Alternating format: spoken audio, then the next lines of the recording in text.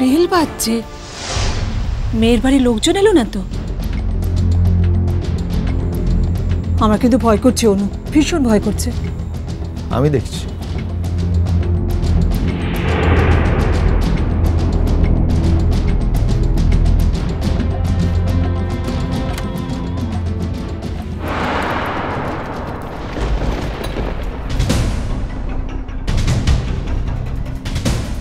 আমি এক্সপেক্ট করেছিলাম তোমরা আসবে। এসবের মানে কি? তুমি জানো তোমাকে আমরা কোথায় দিতে পারি? জানি, তাতে আমার কোনো আপত্তি নেই শুভ, কিন্তু বিয়েটা করাতে আমার আপত্তি আছে। অমর্ত, আপনারা কি কি ধরনের মানুষ? আপনারা সময়ের মতন দাঁড়িয়ে দাঁড়িয়ে দেখছেন আপনাদের ছেলে কাণ্ড কারখানা। আপনি জানেন আপনাদের সবাইকে, গোটা ফ্যামিলির ওপরে আমরা কেস করতে পারি। না, সেটা পারো না, সেটা পারো না। আমি একজন অ্যাডাল্ট মানুষ তো, তাই আমার ডিসিশনের ওপর আমার বাড়ির লোকের কোনো হাত নেই। আর তোমরাও তোমাদের বাড়ির মেয়ের বিয়েটা আমার বাড়ির লোকের সঙ্গে দিচ্ছ না, আমার সঙ্গে দিচ্ছ। সো ঠিক আছে, আপনারা দয়া করে বসুন, রাগ করবেন না। আমাদের বাড়িতে এমন একটা দুর্যোগ হয়েছে যে কোনো কথা শুনতে চাই না আমরা। এটা কি ছেলে খেলা হচ্ছে? আপনার মনে যদি এটাই ছিল, এত দূর এগোলেন কেন? কেন শুধু শুধু দয়া দেখাতে গেলেন একটা অবধ মেয়েকে? নাইস, আপনার তো বেশ বদল হয়েছে madam. Just shut up, just shut up. তুমি এখন এখানে দাঁড়িয়ে সার্কাস্টিক্যালি কথা বলছো? হ্যাঁ, রাত পোহালে আমার বোনের বিয়ে, তুমি নাটক করছো এখন?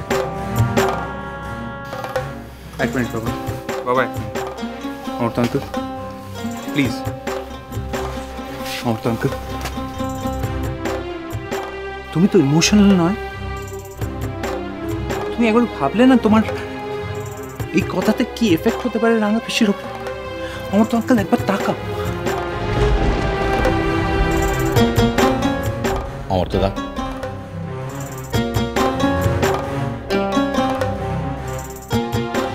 আমি এখনো একটা কথা বলিনি, বলছি আমার কথাটা একটু শুনবে না? মানে আমরা কোনো থানা পুলিশ তোমার বিরুদ্ধে করবো না। না, তুমি আমার দিদিকে যা উপকার করেছো, মানে অনেক উপকার করেছো, তারপরে থানা পুলিশ না, যদিও সেগুলোকে আমরা দয়া হিসাবেই ধরে নিচ্ছি, দয়াইছি। হ্যাঁ, আমার তো বলো, কিছু বলো।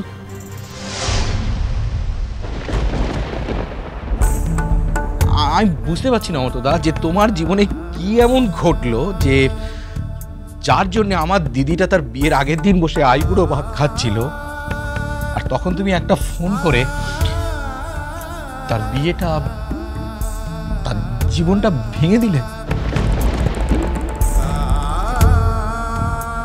কি এমন কারণ ঘটলো অমর্তদা? তুমি কোনো কারণ দেখালে না। তুমি বলো আমাদের কোনো ত্রুটি ছিল, আপনারা বলুন কোনো ত্রুটি ছিল কিনা, আমি দেখবো। তুমি বলো কোনো ত্রুটি ছিল কিনা।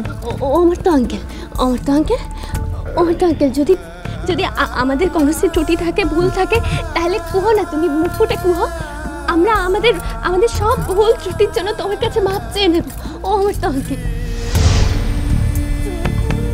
কিন্তু দোহাই তোমার, দোহাই অমর্ত আঙ্কেল, তুমি আমাদের ভুল ত্রুটির দায় রাঙা পিসির ওপর ফেলো নি। দোহাই অমর্ত আঙ্কেল, তবে ফেলো নি। আপনারা বসুন,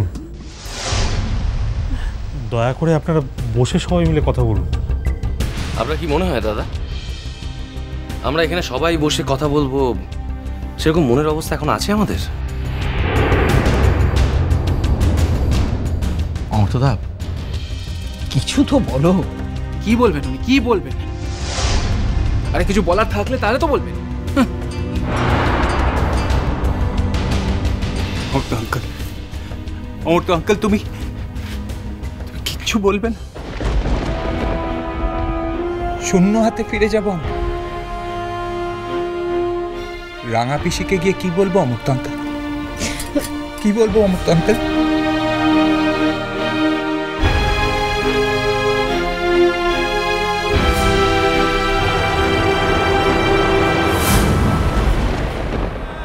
অমর্ত আঙ্কেল, অমর্ত আঙ্কেল, রাঙা পিসি কেতে আশা করে ঘরে বসে আছি যে আমি সবু ফিরে গিয়ে কহিবি যে কিচ্ছি হয়নি, সবু ঠিক আছে, তোমার বাহাঘর ভাঙে নেই।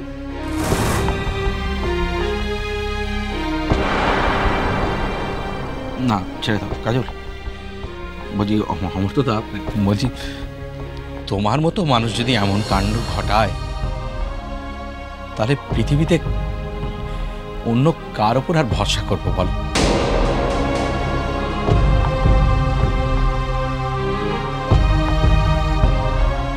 না, ও আমার দিদির সঙ্গে যেটা হয়েছে সেটা ঠিক আছে, আমাদের সে নিয়ে কিছু নেই, মানে বরং ভালোই হয়েছে, মানে ঈশ্বর যা করে মঙ্গলের জন্য ভালো। কিন্তু অমৃতা, তোমার মতো মানুষের কাছে যদি বিশ্বাস হারাই তাহলে পৃথিবী আর কার কাছে বিশ্বাস করব? সারা পৃথিবীটা তো শূন্য লাগছে।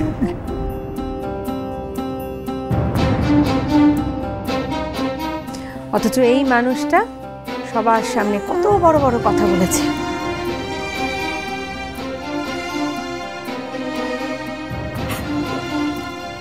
দোহাই তোমার, দোহাই আমার তো আঙ্কেল, দোহাই তুমি চুপ করে রহনি, কিচ্ছি কুহ আমার তো আঙ্কেল, কিচ্ছি কুহ, তুমি চুপ করে রহনি, কিচ্ছি কথা কুহ।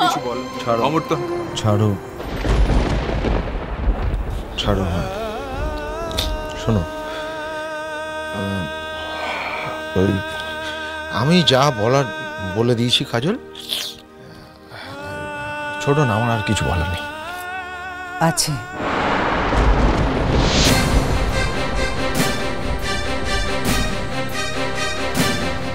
মা,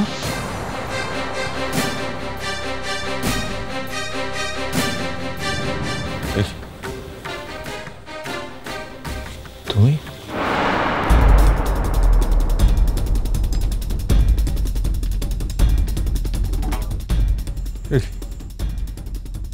তুমি বিছানা ছেড়ে উঠে এসছো এই অবস্থায়?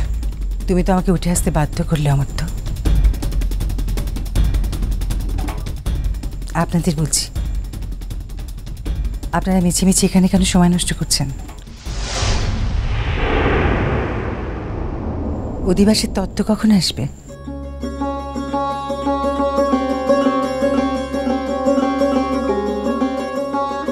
যান, তাড়াতাড়ি বাড়িতে গিয়ে অধিবাসীর তত্ত্ব পাঠিয়ে দিন। রাত পোহালেই আপনাদের বাড়ির মেয়ের বিয়ে তো।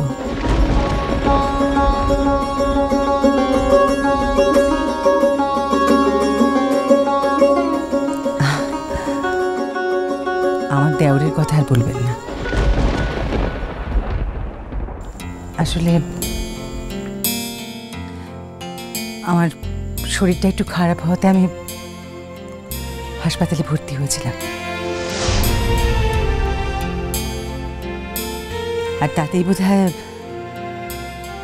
ও ঘাবড়ে গিয়ে ও সমস্ত কথা বলে ফেলেছে।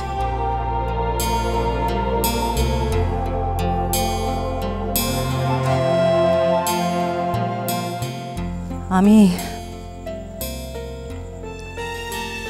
এখন আস্তে আস্তে ঠিক হয়ে উঠছি। আমার আর কোনো ভয় নেই, অসুবিধে নেই।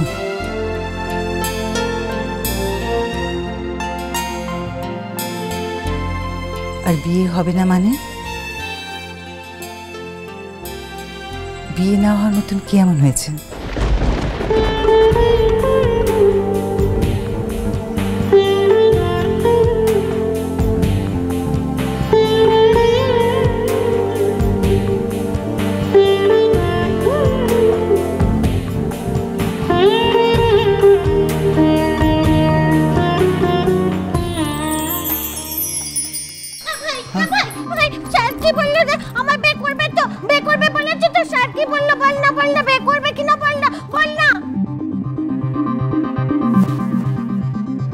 শুভ, কি হলো কথা? বিয়েটা হচ্ছে শোনা যাচ্ছে।